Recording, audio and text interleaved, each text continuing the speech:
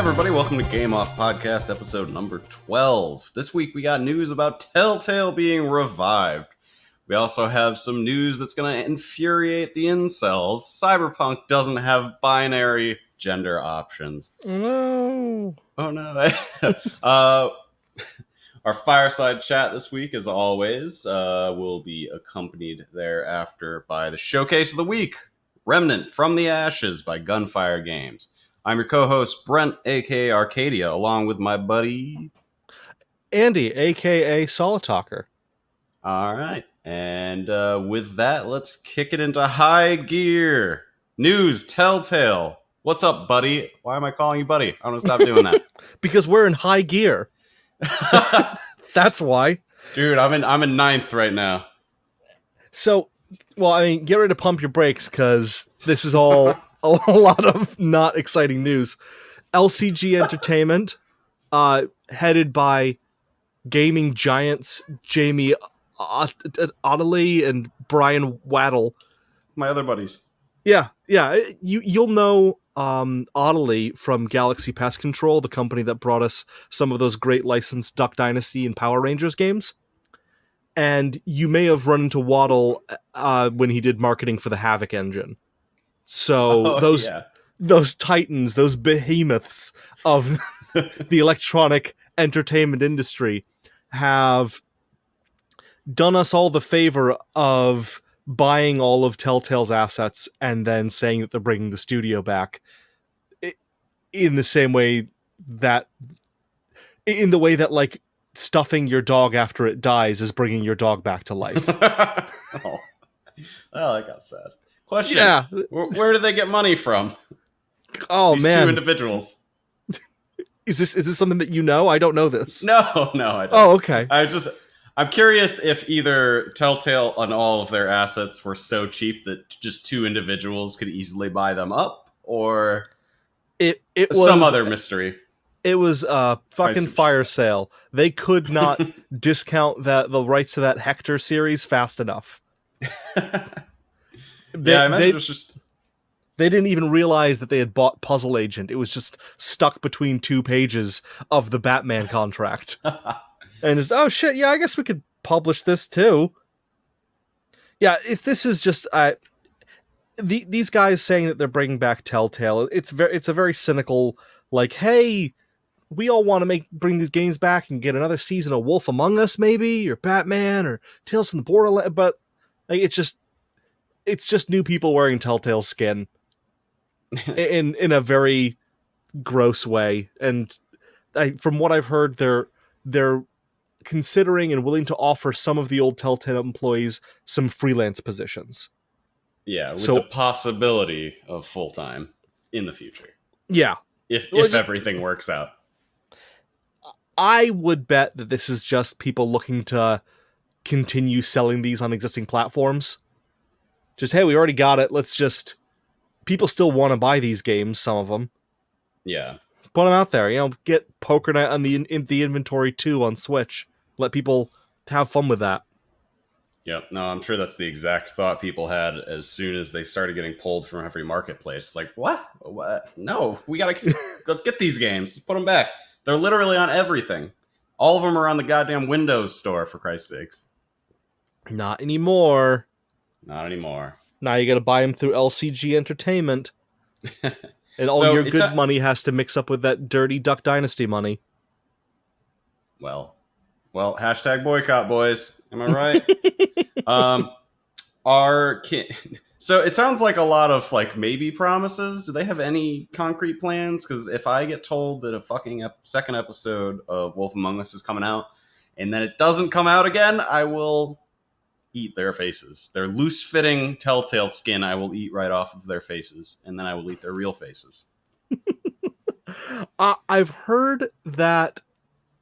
I was reading through some comments on Reddit, and it seemed like not much had been promised other than a bunch of just, we're going to try and run it differently, keep it small, work for a better pipeline. What does that mean, try and run it differently? Like, definitely run it differently. Like, don't run it into the ground. That was Telltale's playbook. Straight into the gutter. We're going to try and run it differently. I think someone else on Reddit was saying that they're going to try and increase the output and put out more games than they had been doing previously, which That's if there's scary. one thing that I wouldn't say about Telltale is that they weren't putting out games fast enough. Yeah, it was pretty much just shovelware after a certain point. Everything was just getting reskinned. There was the new mechanics they were adding were not really that interesting. I remember like Guardians of the Galaxy had like a flying mechanic, but it was terrible. Oh, And I I was like, forgot they even oh, had a Guardians of the Galaxy game. yeah, I'm sorry for bringing that up. I really shouldn't have. But yeah, that was the one thing that I could discern that was different about that series was that it had a really terrible flying mechanic. So you could really feel like Star-Lord by going up and down one level by not using stairs. When I think of the Guardians of the Galaxy movies, the most important part of them is the part where I'm flying the ship specifically.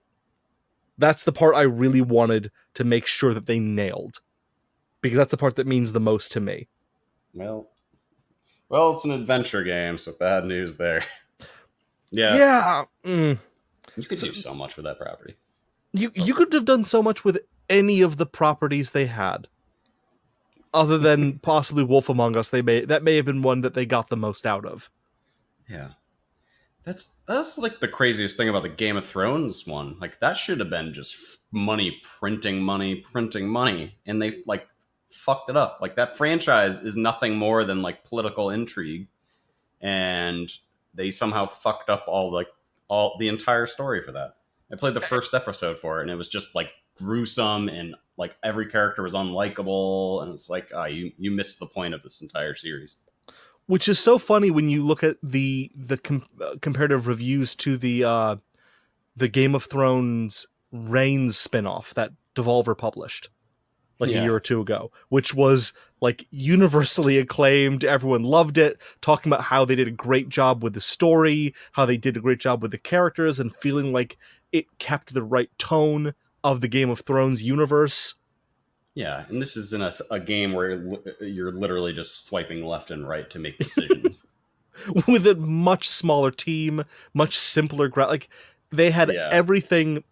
Telltale had everything more or everything working for them, and they could not get it.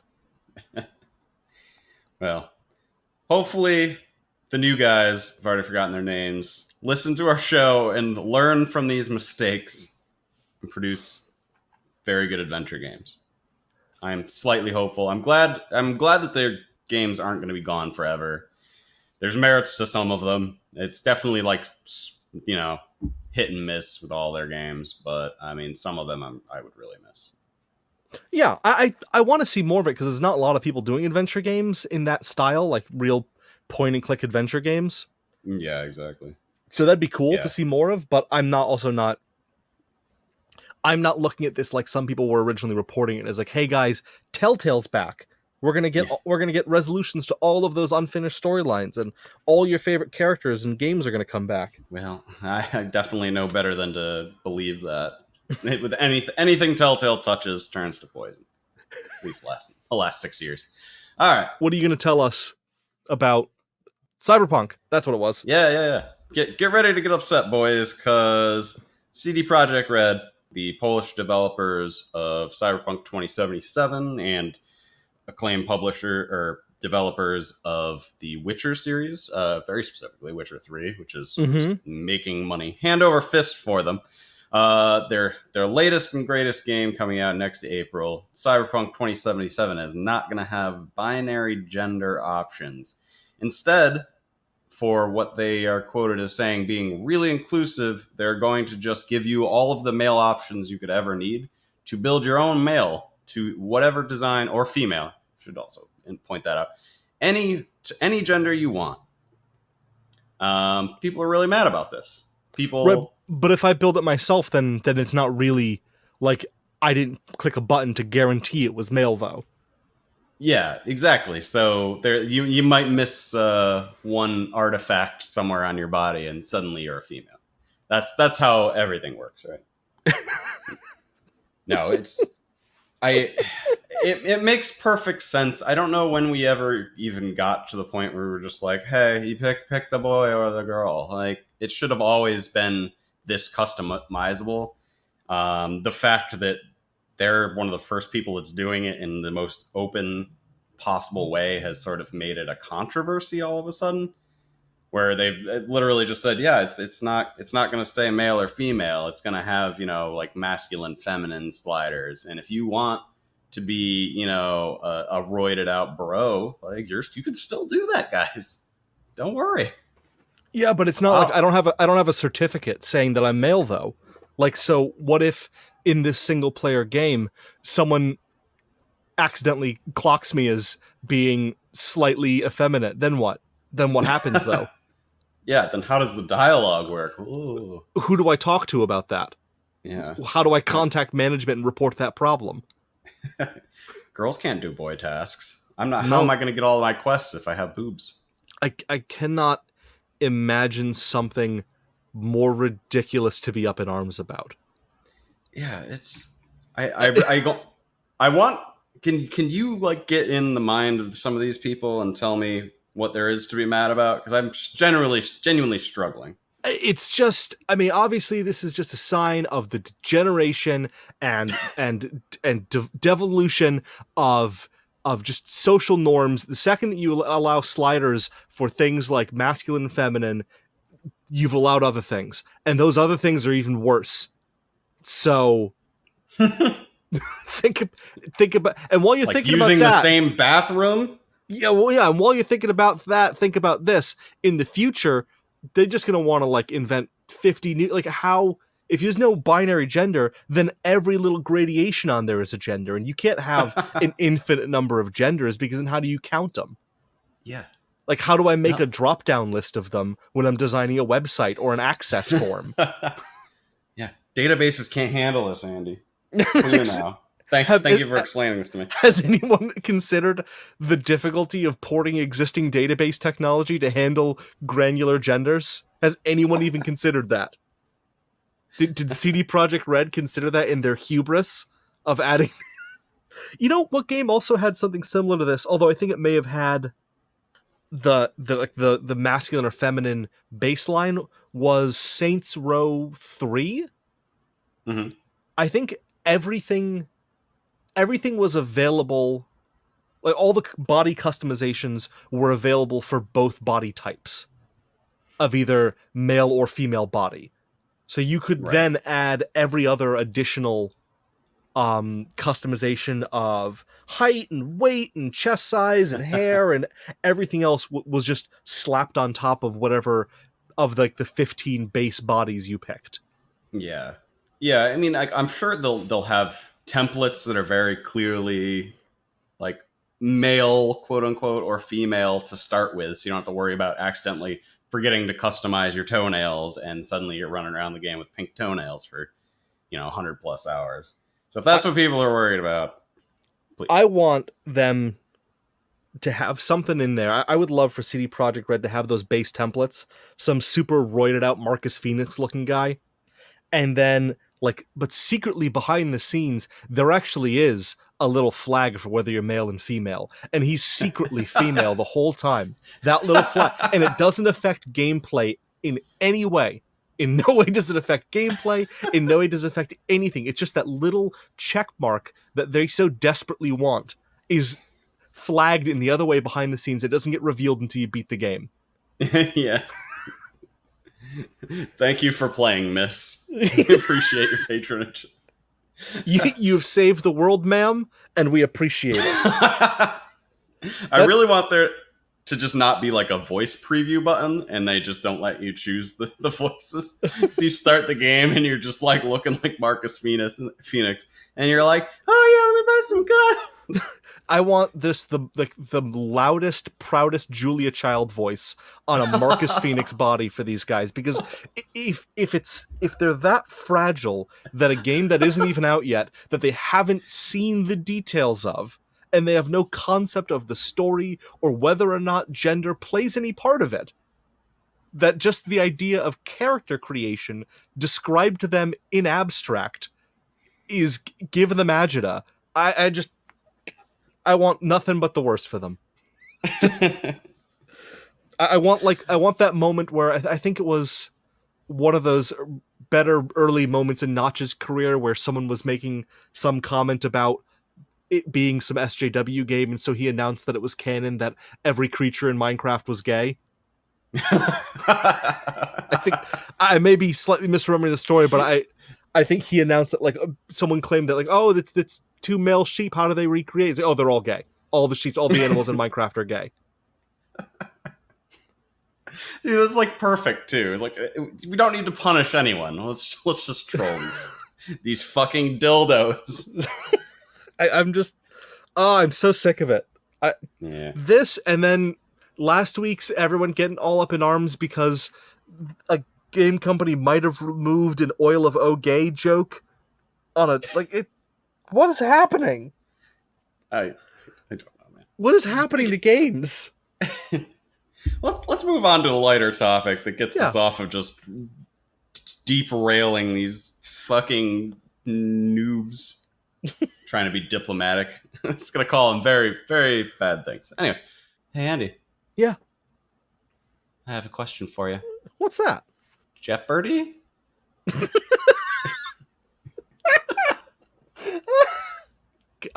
Yes. You must be referring to the wonderful Ashley Judd film Double Jeopardy. No, I think it's Single Jeopardy. I'm gonna go with Single Jeopardy. So, oh yeah, right. Double Jeopardy was the sequel. Single Jeopardy. She's just killed her husband. Gets away with it. Double Jeopardy. They frame her for killing her husband. Now she has to get away with it a second time. Very sneaky, those Judd girls. Yeah. we talking about the game show? I don't know. Ask our producer Duplo. You know, Duplo, I love your blocks. This question's confusing me though. I always liked watching Jeopardy as a kid. I was always garbage at it. I remember in high school, I was one of the my dad got TiVo. He got, I don't remember how he ended up getting it. It might have been like a Christmas gift we got or something like that. But we got TiVo before most of my friends had gotten any kind of DVR. And I remember being able to get Jeopardy and watch it and then play it again later and know all the answers from in front of friends that I had over. If that's not just the saddest thing you can imagine. Sitting and watching an episode of Jeopardy twice. Oh my god. It's the saddest thing I've ever heard, Andy. I'm crying a little bit for you. Well, there was that. Did I ever tell you my whole thing with Chessmaster? No. Oh, this is equally sad. There was a girl I was dating, and we spent a lot of time on the phone because I didn't have a car or a license and it was high school. And she really liked chess, so I just downloaded Chessmaster, and I would feed her moves into the game, and then just read off the moves that Chessmaster made back to her as my moves, so she thought I was good at chess. And then every time we'd get together, I'd have to come up with some excuses to why I didn't feel like playing chess. Sorry, I'm just too good. I don't want to embarrass. I can't look you in the eyes as I crush your spirit. I don't want to embarrass you in front of your dad, okay? I'm sorry, Jamie. We can't. I'm all chessed out today. Catch me again later on the phone, maybe. It takes a lot of energy to be that good at chess. What is wrong with you? Why did you need to be better at things than people? You've seen me. I didn't have much to offer. Not in high school. Not in high school. I wore polyester blazers to school. I didn't have a lot to offer. But I've only seen the Puerto Rican gangster photos of you. Oh yes, yeah, so you've never seen me with slick back hair thinking I was Andy Garcia, or just really long hair looking like I was wearing a woman's wig. No, I need to see it. Oh, that's going to be our new banner. These are just a collage of me and my horrible hairstyles over the years. But back to original Jeopardy. So I've divulged too much. We're going to step this back. Redirect here. I like Jeopardy. I think it's a fun show. I think Alex Trebek is a engaging and charming and charismatic host, and I think the format is an interesting one. Yes. I agree. I'm too sad now, Andy. You've depressed me. What a sad young child this is. Oh, Sandy. Like sad 18-year-old Andy. This isn't like this isn't 12-year-old Andy finding himself in middle school. Yeah, trying to make friends at a new school by being the best chess master. No, and Jeopardy lord.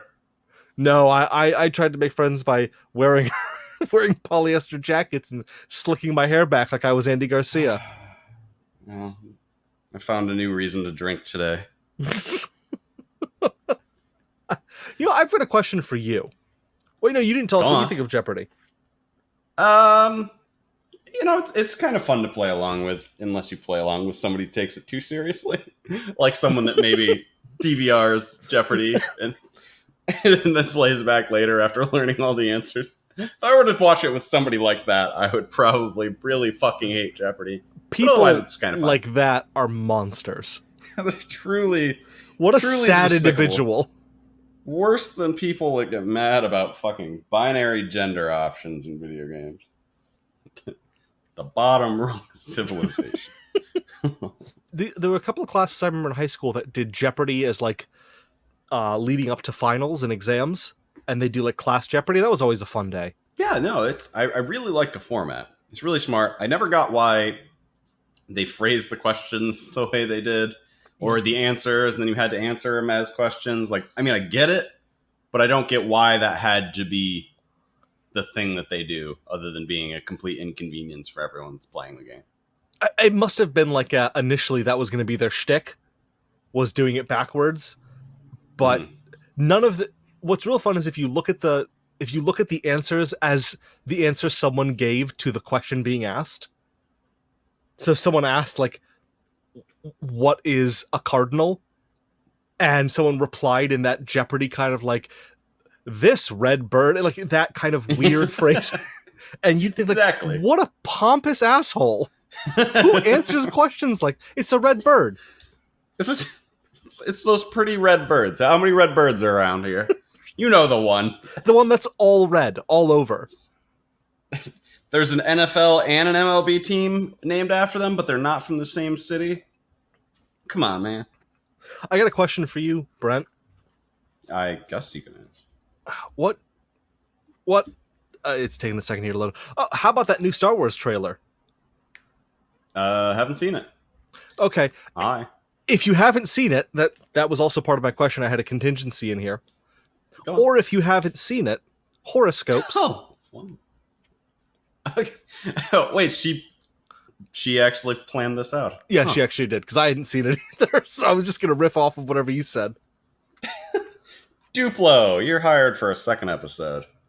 Yay. Horoscopes. Anytime someone starts to talk to me about horoscopes, and I know that I'm going to just start to sound like the most negative human ever, but I think Duplo sets me up for this shit. But every time someone starts talking about horoscopes, I'm immediately like, oh, no. No. I don't want to hear any of this. It's fine that people get into horoscopes. It's like one of the weird, like, people, everyone has weird things. I'm sure I have weird things. Not weird to me. I love things. But it's just like, if you're not into horoscopes, they're the most fucking boring thing ever. I'm not saying I don't believe in them because they're total complete horseshit. I'm not saying that at all. What I'm saying is that they're just boring. And you just don't want to hear about other people's horoscopes. Yeah, that's the thing. It's like, oh, my horror. Like, this doesn't actually happen that much, so I'm not like really mad. It feels like you're talking about one person that you know that did horrors, that was like really into them, and you were just sick of hearing Greg talk about how he was a Virgo and whatever that meant. Exactly. Fuck you, Greg. Learn what a cardinal is. No one cares about your shitty fucking Leo past. That's really all it is. It's like, I'm really not saying that people are dumb for believing in horoscopes. It's like, oh no, I'm not going to say that. What's it like? Yeah, I don't know. I'm just going to leave it at that. If you're not into it, it's boring as shit. If you're into it, that's fine. Enjoy your life. You heard it here first. Brent allows you to be into horoscopes should you be someone who's into them. Brent is okay with it. He's not going to order you by executive decree to stop. Yeah, yeah. I mean, it's sort of interesting. It's sort of like being labeled as something, and then you're just like leading like how people who have a certain last name that is also a career path, and they go along that career path. I sort of feel like horoscopes end up being that, where it's like, oh, like I'm a Cancer, I am a Cancer, but oh, I'm a Cancer, so I'm a Cancer to society. No, that's not how that works. It's like, Is this something that someone told you that you were a Cancer to society? well, some of our internet comments are not very nice. JK, we don't have any of those. No, none at all. Yeah, I always get the Chinese horoscopes confused too. Anyway, who cares? I'm bored talking about horoscopes. What's your take on horoscopes, Andy? I don't really have a lot of experience with them. I know I was a Taurus, and that was the thing that I was. It was just never anything that I went into beyond that. I remember I went to summer camp once in, I don't know, 5th grade, and there was like, you were there for the week and you were going to make a little newspaper. I was taking a journalism class there at like age 9, because that's what, 9-year-olds should be learning about. And they're like, oh, okay, we're going to do journalism. Everyone can write a little thing, write 2 things for the newspaper, and we'll print it out and you can give it to your parents at the end of the week. And all anyone wanted to write were movie reviews and horoscopes. There were like 30 different horoscope columns in there. And you look at them and you're like, well, these all contradict each other. It can't be real.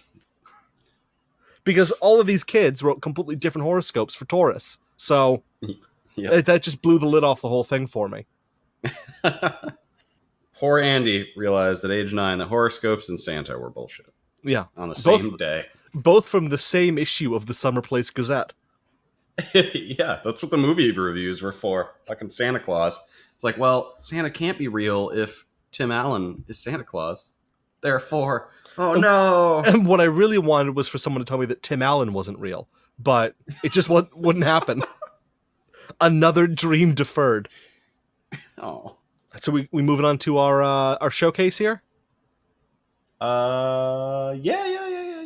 Showcase. What do you got for us this week, Andy? Oh wait, I guess we should preclude this by saying I didn't do a game this week because I've been unwell because of all of the news about the gender options. And no, I just have been actually unwell. And I just didn't play video games. I just sort of sat in a vegetative state and watched TV. And that's where that story ends. Andy, Remnant. That's a pretty good story. I liked it. So, I guess to general idea of Remnant is it's apparently a Souls-like made by the Darksiders folks. If you remember that game series, I think they put one out last year and people kind of forgot about it. Oh. I know, but I mean, like they did though, didn't they? Yeah, it was successful for THQ Nordic, but yeah, nobody talks about it anymore. It was like not Souls-like enough, but it also wasn't Darksiders enough, which is like read as not Zelda enough. Yeah, I feel Darksiders has such potential, but I just feel like every outing is it's like a solid C-.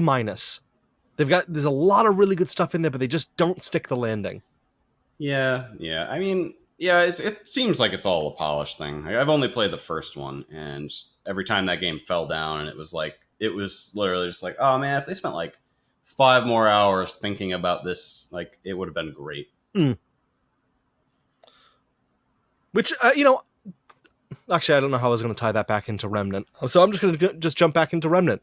Remnant is the game I was playing this week, Remnant from the Ashes. And it's a Souls-like, I've heard. I don't have a lot of experience with Dark Souls. I bought the first one when it came out for Xbox. I think I actually pre-ordered it and got it, Amazon mailed it to me the day it came out. And I put between it and the re-release for PC, I think I've put 40 hours into it, and it's not fun. Oh. So, that's my hot take. Oh boy. Yeah, I mean, obviously I need to get good and not be trash at it. But I really wanted to like Dark Souls. I really did. everything about it sounded like something I would enjoy, except the part where I was playing and it wasn't fun. So I was really... Go ahead. I was just going to say, my opinion differs, and then that is all. No, yeah. Oh, yeah, I know. Let it be known. That is not the opinion of the entire... of both hosts of the show. But I won't deride you for having an opinion other than to say that you're wrong and you're a big stupid idiot. Please continue. All I'm saying is that I played it and I didn't have fun playing it. So I can only derive one conclusion from it, which is that I played it wrong. Exactly. If I had hold your controller right side up, Andy, for Christ's sakes. If I had somehow, from the mana of the universe, just naturally known what class and everything to do and where to put things, or gone online and read a guide, which I also was told I shouldn't go online and read a guide unless I'm a loser and a pansy and I can't just figure it out myself, because like games used to be hard and maybe you didn't know that, Brent, with your Let's Go Pikachu games, but games used to be like difficult. Oh, fuck's sake. So Remnant is in the lines of games like that, in that it is apparently a Souls-like, but with guns. You are a character in the late apocalypse times where some kind of evil has been unleashed from another dimension or whatever through roots that glow red and create demons and other demon-like creatures. And you're in a kind of generic underground factory thing, and you use weird glowing red crystals to teleport yourself around the world, helping out the factory people, fighting back these evil root demons, shooting up all in their faces, and taking back the land. And there's something about a lighthouse or an island or something like that. I don't know. It might just be the plot of that movie Darkness Falls. I'm not really sure. Yeah, or maybe you're thinking of BioShock. It might be BioShock. Maybe I played BioShock for the last week. Also, Darkness Falls? What a weird reference. That had a lighthouse, didn't it? I think so. Yeah. I remember seeing the trailers and I was like, ooh, the word darkness is in it. I'm 12. I really want to see this. And then it looked like total trash. I remember seeing it, and I remember having a really weird twist at the end. Is it too late to spoil Darkness Falls? Please fucking spoil it. I don't want to watch this movie. I think it has something to do with the Tooth Fairy. What? It's been a long time since I've seen Darkness Falls, but I think it has something to do with the... I want to confirm this right now. Darkness Falls, Tooth Fairy. Yep. Darkness Falls, Tooth Fairy. Came up immediately. Yep. It's in some way involving the Tooth Fairy. Okay, I'm not going to go and read that. I'm going to read it after we're done here. I'm going to go rewatch it. But there was a lighthouse. I'm like 90% sure of it.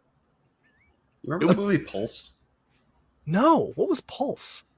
Pulse was a horror movie starring Kristen Bell where monsters would come through electricity. And like the whole theme, I think, was that cell phones and electricity were destroying the world because the demons could use them. Oh. And so they had to like turn all of civilization into like a electricity-less environment, otherwise the demons came for him. That's all I remember. That's what it reminded me of, kind of. Oh. This really mediocre mid-2000s horror movie. I'm totally going to watch this. I'm going to watch Pulse. I'll report back probably in October times when I actually get around to it.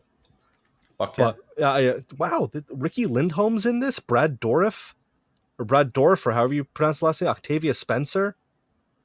Oh, really? Christina Milian? That's a hell of a cast. Yeah, man. You're missing out. Yeah, well, shit, I'm going to go check that out.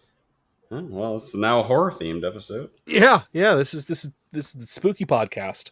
Spook off. I'm your spooky skeleton, Andy, and I'm gonna talk about Remnant from the Ashes. It's a game where you fight tree people, and they're trying to take over the world. Oh, that's not very spooky at all. It's not. It's not. No, it's not. It's not spooky. The general combat, I understand, is kind of like Dark Souls in that it's very Like, you roll out of the way to dodge attacks, and then you find an opening and you attack again. But also there's guns, so it's very range-based, where you shoot people in the face.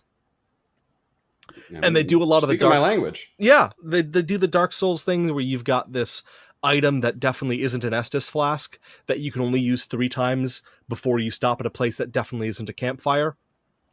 And it recharges itself, and you can get upgrades that will allow you to use your not Estus flask a couple more times between not campfires. You've got a limited amount of ammo that replenishes itself at the campfires, but it does a lot of things that there are a lot of things that it does that I like that Dark Souls did that I didn't like, but it also does a lot of things horribly wrong, so it's kind of a mixed bag.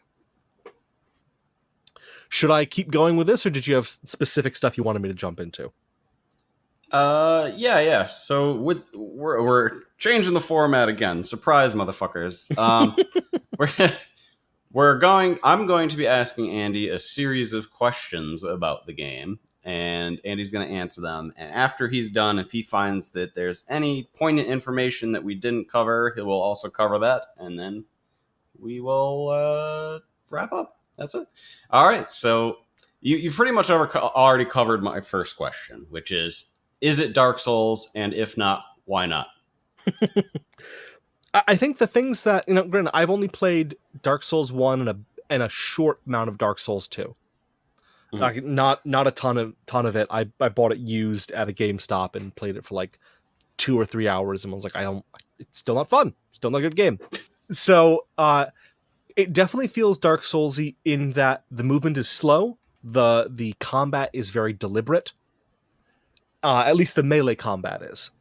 And it's very much dodge attack. There's no blocking or parrying that I've come across. Mm-hmm. It's very not Dark Souls in that it is not as punishing, I don't think. You don't lose as much progress if you die. You go back to the campfire, the not campfire, and those can be pretty spread out, but you don't. There's no souls that you're trying to collect then have to bring back to bank.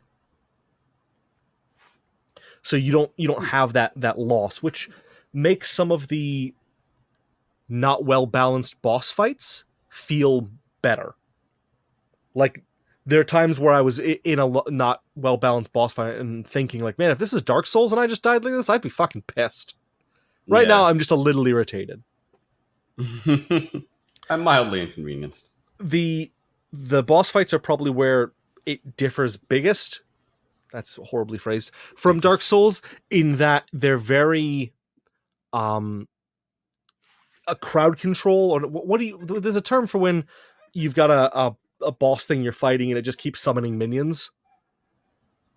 It's that every boss that you fight also spawns minions around it and is also attacking you, so it's kind of overwhelming at times because you have to keep fighting these things off that are infinitely spawning while also trying to do damage to this other thing that can kill you in 2 hits. Yeah, I mean, in MMOs it's just called ad spawn. Pretty spot on. So it's a lot of that. Every boss that I've encountered so far, and I've not beaten the game, but I'm a decent amount into it. I think I've put maybe about 10 hours in, 12 hours. Okay. And I think it's like a 16-hour game. Yeah, so, I mean, it's a procedurally generated game, so you can get a pretty good idea of it in that amount of time. Yeah, it's the bosses don't feel as like you have in Dark Souls of like you versus this huge fucking thing. Because there are all these minions that are being spawned that you're fighting off. So it kind of, you lose that epic battle feel, but you still have that feeling of like, oh, thank fucking Christ, it's over. When you finally kill the thing after respawning 20 times. It'd be real hard to nail that same Dark Souls feeling in a co-op game, especially a shooter, just because it's very much mano a mano in Dark Souls. Yeah. So it's like David versus Goliath a lot of the times. Or in a co-op, it'd be like David versus Goliath and his army. Yeah, that's very much what it feels like. And at least up until today, they released a patch which fixed a lot of the co-op balancing. It was, you were better off not playing co-op because it didn't scale properly when you added more people in. God damn it. And it made the game like way harder than it should if you added a second person in. Nothing pisses me off more. I'm glad they patched it. Yeah, that has been patched. There's a pretty large patch today that fixed a lot of if issues, added an FOV slider for PC, which it desperately needed. So that's my general answer to how similar is it to Dark Souls. Oh, and actually, one other thing that I will throw in there is that it's much more, which I think this was what people said about Dark Souls 2. It's much more linear in there's really only one direction to go at any given time. Oh, okay. Yeah, that makes sense. Third-person procedural looter shooter. Is this a fair designation? And how many more keywords can you add to this? I'll tell you, it doesn't feel procedural just because of the nature of the maps, because it is just a burnt-out city or a sewer. Like, that's the majority of the environments that you're in, are these kind of walking through these burnt-out city streets. So it's kind of in the same way that, like, there were times where I'd be playing The Division where it didn't really matter that it was based on New York City because it was just another alleyway. Like, okay, it's cool that this is a real alleyway, but it's identical in practice to 30 other alleyways in this game. So who cares? Like, that this is procedural, I don't know why I would ever, like, I don't see myself going back and playing through another campaign. So if it was procedural or not doesn't really matter. Like, I feel like procedural only makes a difference in like roguelites where you're constantly quickly going through areas over and over again. Or something that has like a very or has a lot of different ways to play it, so you would run the campaign over and over again, which this doesn't seem to have that either. As a loot whore, how can I indulge in this game? It's I think looter shooter may not be a great description of it, because you're not like walking around picking up a ton of weapons and armor. You pick up some material. There is equipment, though, right? Yes, there is equipment, and there are mods, which are just essentially just spells or things that you can put on your equipment. But I think there's like maybe 10 or 15 total weapons in the game, and they're not randomly generated. This is the hunting rifle, and you'll find enough materials that you can keep upgrading it. And I've got mine to level 5 now, but that's kind of it. This is the hunting rifle that you've got, right. And there is also like there's a coach gun and a shotgun and an assault rifle, but that's it. It's just the assault rifle. So you're not really picking up loot. To that too. Yeah, as long as there's like some RPG elements to it, like it seems to retain the appeal. Like I think looter shooter sort of gets a bad rap because you expect Borderlands and like 1,000 guns dropping constantly, but it doesn't need to be that. No, and this is much more in the, like, you're finding materials, and then you're using those to buy from a set pool of items, and... Which, I mean, I guess... more manageable. I guess is kind of, in the same way that Dark Souls had loot. You'd go and you'd find and buy new weapons, but it was, like, they were set weapons that existed within that world. Yeah, no, it was not randomized loot at all in Dark Souls, other than like some of the crafting materials that would drop off certain mobs. Everything dropped from a specific guy or had a...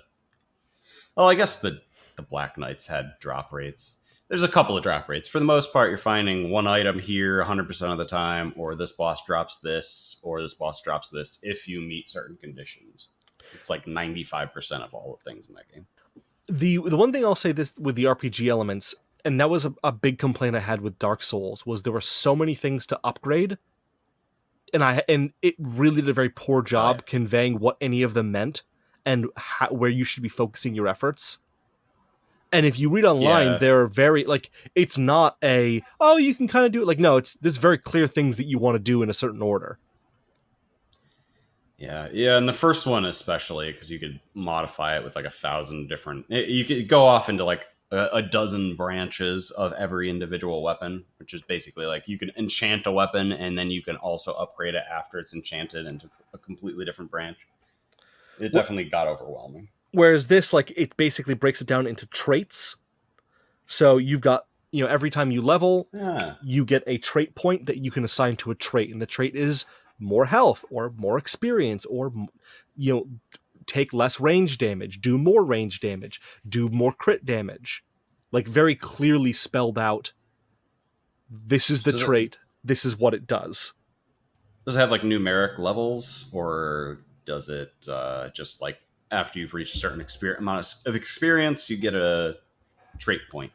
Uh it's it's essentially that you kill stuff, you gain experience, and then you do level. I think you have like trait level 36 or whatever, but the only thing that you're doing is assigning a trait point. Okay. And which is interesting, and I hadn't seen a lot of games do stuff like this. You don't start with the full suite of traits. They become unlocked as you play the game. So when you start, the only thing you can add points to is health, stamina, and essentially mana generation. Okay. And as you move on, it adds in, all right, now you can do more headshot damage, and then that's a trait that you can put stuff into. Can you feel the difference from like level to level, or is it like just negligible? The health ones, not so much, because everything, very similar to Dark Souls, everything does a lot of damage. Mm. But the ones for like headshot damage or for weak point damage, for range damage, it seems like I feel like it's made a difference. That could just be all in my head, but it seems like it is. Compare the game to The Division 2 for me. I know it's your favorite game of the year. So I'll tell you, I'm having a lot more fun with Remnant, and I was not expecting to have fun with this game at all. I wanted to try it because I was intrigued by the whole Dark Souls with guns idea. And a lot of the things that people were describing as things they didn't like about Remnant, like the fact that the boss battles were more focused on minion control than they were on one-on-one, that I liked. I liked that aspect of it. And I didn't like the one-on-one battles in Dark Souls as much. So I was intrigued by that. And I'm really enjoying this to the point where I recognize a lot of the flaws, but they don't bug me as much as they did in The Division, where like every time I entered a menu, it was just like being slapped in the face by all of the horrible decisions they made and how they laid out their inventory system. Like it's like ending a relationship, and now suddenly all the things that you knew were there that bugged you about that person are now just increased 1,000-fold because you don't like them anymore. Word. So there's a lot of little things, the little things that bug me with both games that don't bother me as much with Remnant. But The Division felt very, I don't know, it was so open, like just the map, and it felt so aimless. That contrast with the dungeons so harshly, because those were such linear scripted events. And it felt just that it was such like, oh, and then you're back out into the world and like, oh, right, nothing happens out here. Everything waited for me, thank God. Yeah. And it didn't have as much of a problem in Division 1. Whereas the dungeons are just more go around and shoot stuff. They're also equally laid out, again, being procedurally generated. So you don't have that weird switching back and forth. And I don't feel the need, like The Division constantly made you go back to the home base to turn in quests, to sell a couple of things. Like all of the things that are awful about looter shooters that just keep pulling you out of the part of the game that's fun where you're shooting things. Yeah. As no, come back to the base because you can only hold 3 items and you're over encumbered and you can't actually apply mods until over here. You got blueprints, but you can't build them on the fly. So come back to the base where none of the shooting happens. God. Like just all of that horrible. Remnant that reminds me more of fucking Skyrim. Oh, oh, good. I killed a dragon. Now I have to go back to town. At least dragon bones are so heavy. At least Skyrim, the towns had things in them that were going on. Especially in The Division, the game is like the towns are just a glorified menu. All you're doing is walking from one spot to another to interact with another person, which just brings up a menu. Why am I walking around here? Why are you making me walk through this? All I'm doing is going over there, sell all. Walk all the way back here. Go over here, turn in quest. Like, that's not fun. That's not a fun part of the game. I didn't buy the game to walk around a town. Yeah. No, it should really be like a Matrix jack-in where you just like are in a town and then you can do everything from one menu. You know, like I get why they want you to go back to town, but it's stupid to make you walk around to every individual person. Did you ever play Elite Dangerous? Very briefly. There's a lot I disliked about that game, but one of the things I loved was that when you landed or you docked with a station, it was just a menu.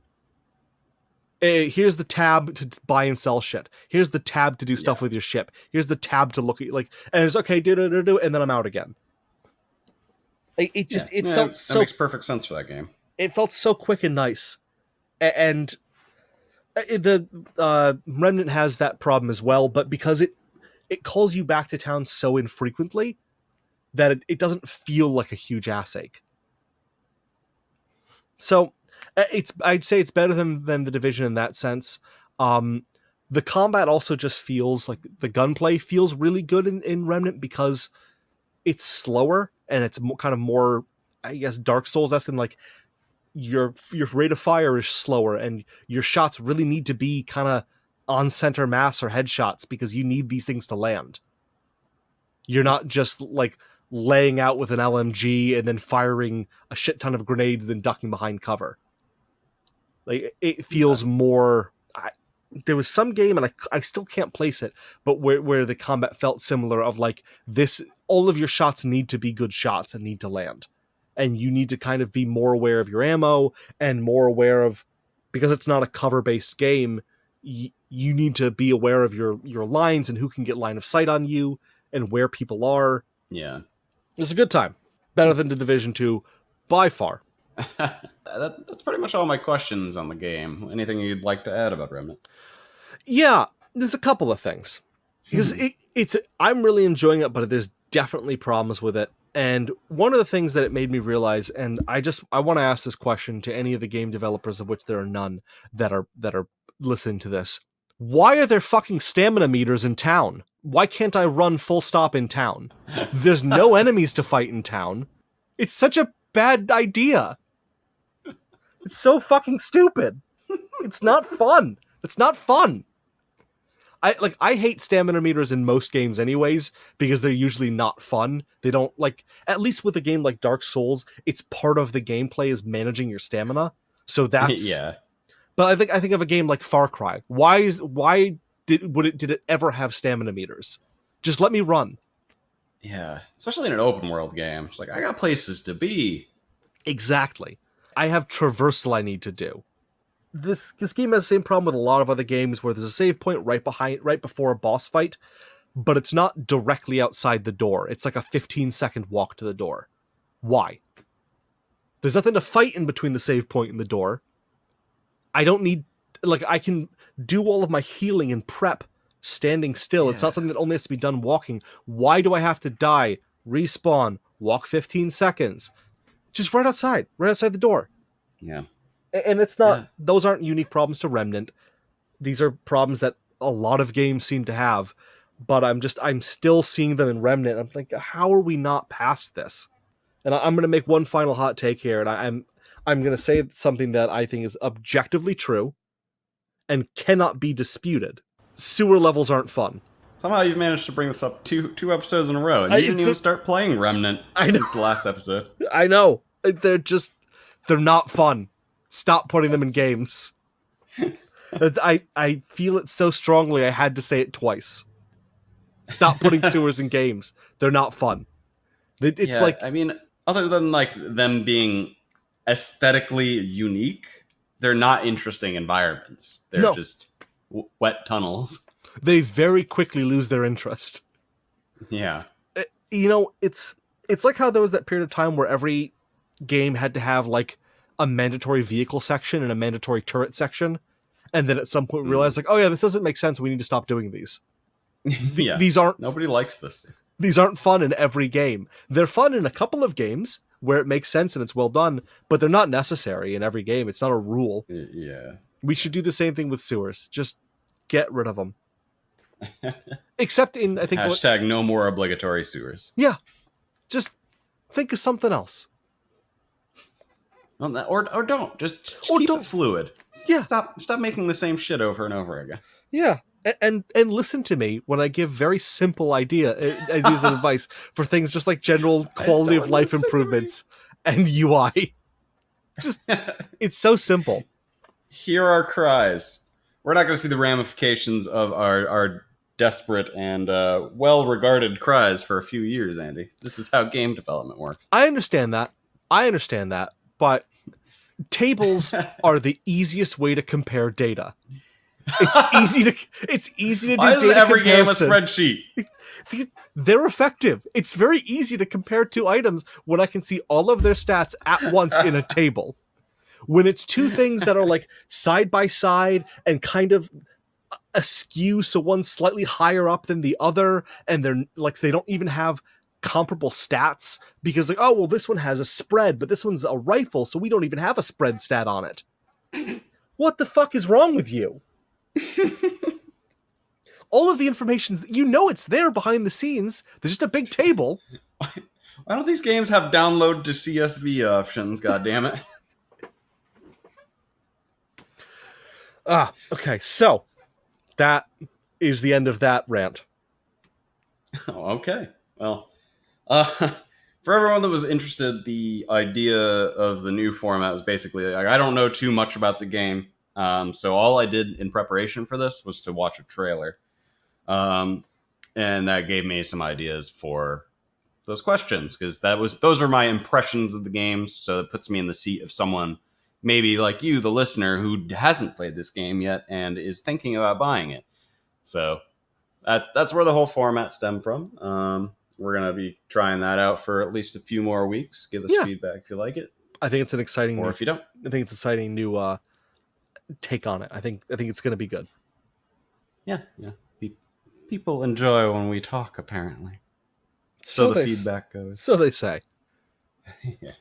Well, that's all I got for this week. Anything you'd like to add? Just to wrap it up, I think it's a good game. I would recommend it. I think that if you're the kind of person that can go into it and not just keep saying, well, this doesn't do this like Dark Souls, and like not thinking of it as like I need to compare this to Dark Souls the whole time, you can have a lot of fun. Yeah. I don't think that's healthy to do ever with any game, unless it's a Dark Souls sequel. Yeah, and this is not that. It does not have the depth of lore. It does not have the emergent storytelling that Dark Souls does. But if you want to shoot stuff in the face with guns slowly, I can't think of a better game that came out last week. Glowing praise. Thank you, Andrew. Oh, I got to put it on the list.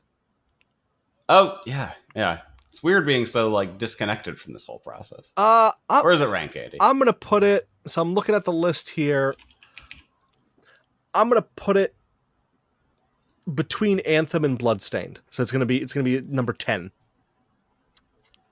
All right. It's a good place for it. Yeah. I think it sounds better than Anthem. It does, doesn't it? I honestly, it sounds like I'd quite enjoy this game, and more than I'm more interested now than I was before we started this episode. And I was only kind of interested, but there was really loose hype around the game, so it just didn't really translate.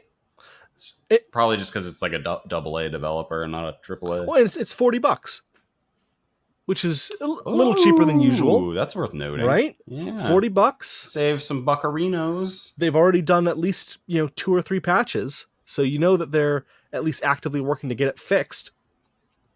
Yeah, that's always good news. Yeah. Is it servicey at all, or is it very much just what it is, and then they're going to add more shit later? No, I have not felt any kind of. There's not been anyone trying to sell me gold or gems.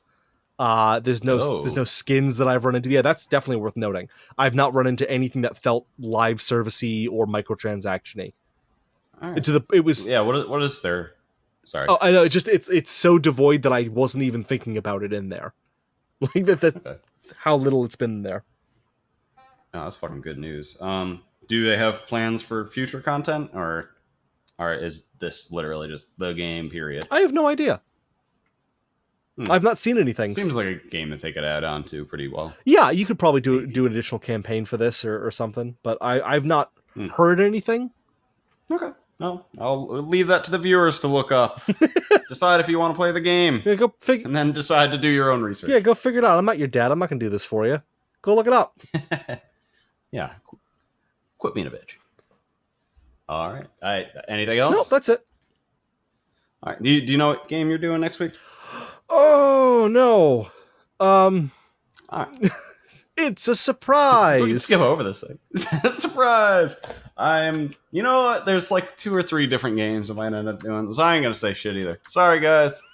The suspense will kill you. Tune in next week. Take drugs for it.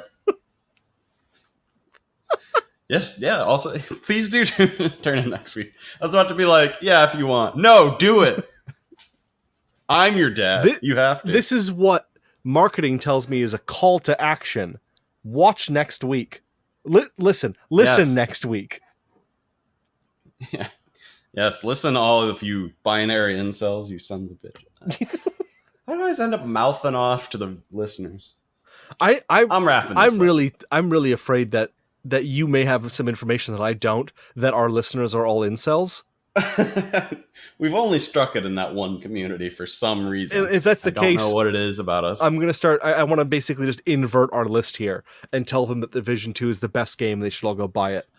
Just dump all your money into Division 2 and Wolfenstein Youngblood. You'll have a blast. Yeah. And Sekiro is actually a 3 out of 10 game. Get angry. You're going to get death threats. I know. Bring it. All right, I've been Brent, aka Arcadia. I've been Andy, aka Solid Talker. Thanks to our producer who can stick around for another week, Duplo. You done good, kid. Yeah, well, we'll find out soon if she lasts. All right, have a good one, guys. Yeah, see ya.